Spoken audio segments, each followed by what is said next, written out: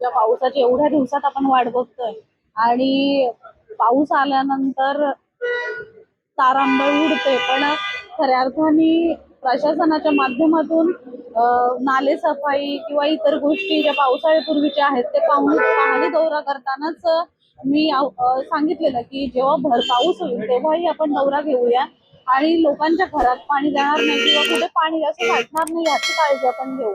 आणि त्या पद्धतीने आज जिथं जिथं पाणी साठतंय तिथं तात्काळ आपल्या प्रशासनाला निर्देश दिलेले आहेत की तात्काळ तिथल्या मोटार जे काही आहे ते करून पाण्याचा निचरा जास्तीत जास्त करायला म्हणजे प्रयत्न करा.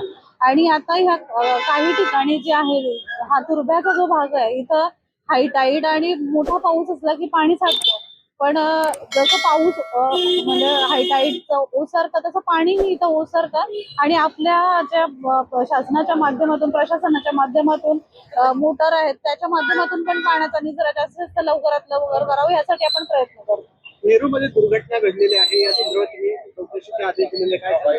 नक्कीच अशा दुर्दैवी घटना खऱ्या अर्थाने नवी मुंबईत व्हायला नको.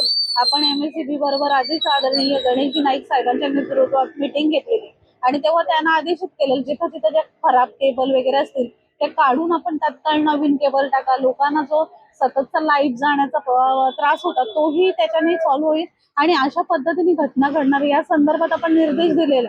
आज जी घटना LP जवळ घडलेली आहे खऱ्या अर्थाने तिथं MSCBचा दोष आहे की तिथं असलेला ज्या मोबाईल टावर त्यांच्या लाईनचा प्रॉब्लेम आहे ते अजून समजलेलं नाहीये, पण त्याचा शोध घेतायत ते आणि जे कोणी दोषी असतील त्यांच्यावर कडक कारवाई करण्याचे निर्देश मी देणार आहे.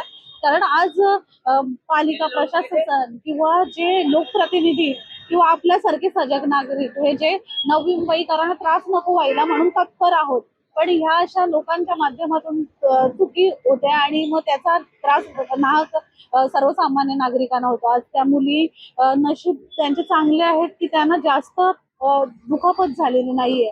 तिथं अशा घटनांमध्ये जीवितहानी होऊ शकते. आपल्या नवी मुंबईतल्या एक सजग नागरिकांनी तत्काळ मदत करून त्यांना तिथून शॉक लागलेलं त्याच्यातून खेचून काढलं बाहेर आणि तातडीने हॉस्पिटलमध्ये पोहोचवलं. त्याच्यामुळे आज त्या व्यवस्थित आहे. नक्कीच जे आता प्रत्येक जण प्रयत्न करत असतो आपलं घर वॉटरप्रूफिंगसाठी पत्रे किंवा शेड टाकण्याचा, पण जिथं ते अनावश्यक असेल किंवा जे मोडकलीस आलं असेल किंवा त्रासदायक असेल तर ते नक्कीच काढून टाकण्याचे निर्देश पालिकेच्या माध्यमातून केले जाणार आहेत.